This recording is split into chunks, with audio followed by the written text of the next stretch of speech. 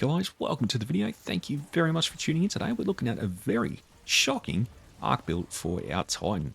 Going to be using the exotic auto rifle Centrifuse alongside the exotic armor Actium War Rig. So this is probably a build from a couple of seasons back where it's quite strong, but there have been a few updates to Centrifuse itself and in the sandbox. From what you can see in the background here, guys, there are a lot of explosions, but it's not all just bolt charge. We are using Storm's Keep, but it is just one part of a very, very practical build.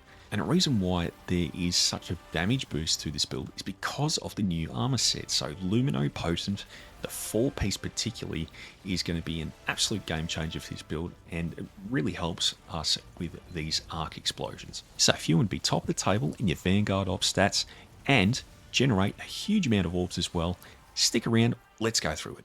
Let's have a look at Centrifuse first, guys. So for those who don't know, it has an overcharge ability. You'll see a bar on the left hand side that'll go up and down as you run around and when you are shooting the weapon. Sprinting, sliding and firing the weapon builds a temporary electrostatic charge, and final blows with high charge cause explosions, which you're seeing a lot of, and maximum charge explosions blind targets. So it's really good for offense, a little bit of utility as well. Now the trait regenerative motion, sprinting gradually reloads this weapon. This was actually boosted in the Monument of Triumph. It was 4%, it is now 10% of weapon ammo that is reloaded whilst you're running around. So you'll be able to get some ammo coming back very, very quickly, and you'll find yourself not really running out of ammo alongside Actium War Rig. Speaking of Actium War Rig, let's take a quick look at that. There were some changes a couple of seasons back, so if you're not too aware of it, let's have a look at it now. Auto loading link steadily reloads a portion of your equipped auto rifle or machine gun, so they're today's weapons, from reserves. Final blows with these types of weapons boost your stability, ammo gen, and damage. Well, now that we know what our exotics do, let's have a look at the rest of the build. We'll start with the subclass. Specifically, we'll go through the aspects and the fragments, so we'll put them on screen here. And our first aspect is going to be Touch of Thunder, and this is going to be a boost to our Lightning Grenade. Now, Lightning Grenade did get a boost in the Monument of Triumph as well. Per hit that it provides, it actually gives you 5 stacks of bolt charge. Now, you only need 10 to generate the Lightning Strike, so 2 hits from Lightning Grenade will get you a full 10 stacks of bolt charge. Really handy to have, and Touch of Thunder actually gives you an additional Lightning Grenade. Now, I've already mentioned the other aspect quite a number of times already. It is a bit of a staple on Titan, Arc Titan specifically, using barricades, but it's Storm's Keep. So basically, we'll be accumulating stacks of bolt charge when we're near our barricade, and upon the 10 stacks, as previously mentioned, get a bolt of arc lightning at the target's location. So that'll come back fairly often. And if you can increase the amount of ionic traces, which are the little blue surges of light tracking towards our position, you've probably seen a number of those. And yeah, the more of those you get, more bolt charge you're accumulating, and it just works in tandem so well together.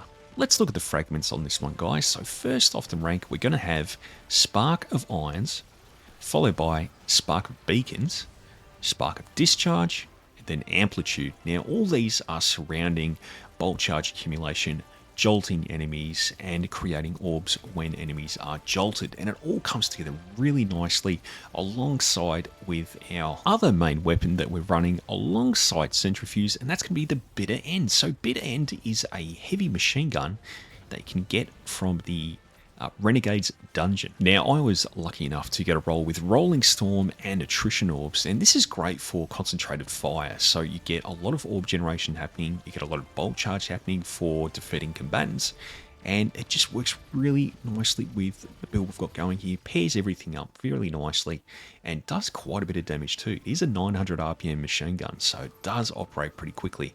It is a heat operated machine gun, so there is a slight bit of a downside there with the overheat mechanic, but you will find that because there is so much versatility with Actium War Rig, it's very hard for it to actually do that.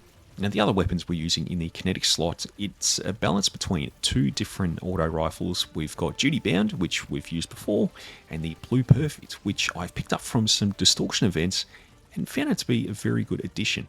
Now, it is an unstoppable anti-champion type, and Duty Bound is anti-barrier, because the other 2 weapons we're using are Overload, and we just want to have enough versatility there that we can take on champions of all sorts. Now, a lot of activities these days, they're not locked with your equipment. I think it's only some. I think it might be the seasonal Grandmaster stuff, so the really top tier, -50, real hard content. I think everything else you can sort of swap out. So that's what I've been doing. I just swap out the auto rifle that I need at the time. And generally, you don't need both at once in most activities, but you might get caught out every now and then. Next up is going to be our artifacts. So there's plenty of artifacts to choose from, and there's probably a couple that can work well with Centrifuse, but I found the MPA repulsion regulator was the best fit. It does have a lot of synergy with auto rifles. Let's go through each one. So first up, we had Amped Up and Thunderous Retort. So both working very well with our Arc subclass, alongside Targeting Autoloader and Sustained Fire, working nicely with our auto rifles. So two of, even our exotic is an auto rifle too, so beautiful to work together there.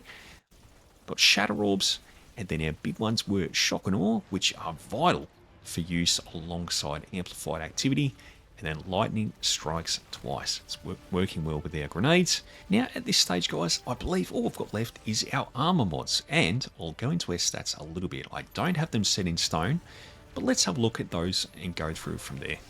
Starting at the top, our helm, we've got 2 harmonic siphon for orb generation alongside 1 super font, just so we've got a 20-point boost to our super stat. Next is our arms. Now I've got 2 grenade fonts with a bolstering mod on there as well. Now grenades aren't a necessity, but because we have 2 of them, it is nice to have them back fairly consistently. So that's why I opted for the grenade. We don't need loaders on here or anything in terms of dexterity because we're already getting a lot from the artifacts, so we don't need to worry too much about that. And Actium takes care of our reload. Now the chest is pretty straightforward. We've got 2 harmonic ammo generation happening there, just so we've got enough heavy ammo coming back for our bitter end. And then we've got 1 melee resistance mod in there too. Depending on the activity, you might need to change around what you've got on there in terms of whether it's melee or from afar, but just make those changes where you need it, depending on which activity you're doing. Now the legs, so this was a bit of a tricky one for me. I've got 1 Arc Weapon Surge and an Arc Scavenger on there. I have put better already on there because I was finding that I just wasn't getting enough health coming back to replenish our health bar and get our shields back online. So I've put 1 there because we're generating so many orbs. Every time you pick up an orb, you'll get the health regeneration kicking in. So you'll stay fairly healthy. So that's just one thing to keep in mind. If you find yourself staying alive fairly consistently, just run 2 Arc Weapon Surges. Last up, we've got the Mark, and we've got Powerful Attraction, just because we're going to have so many orbs on the field, alongside Reaper and 1 class font. Now, my stats with all these fonts, when you've got Orbs of Power happening with your armor charge, my stats were 27 health, 31 melee, 120 grenade, 108 super, 124 class, and 145 weapons.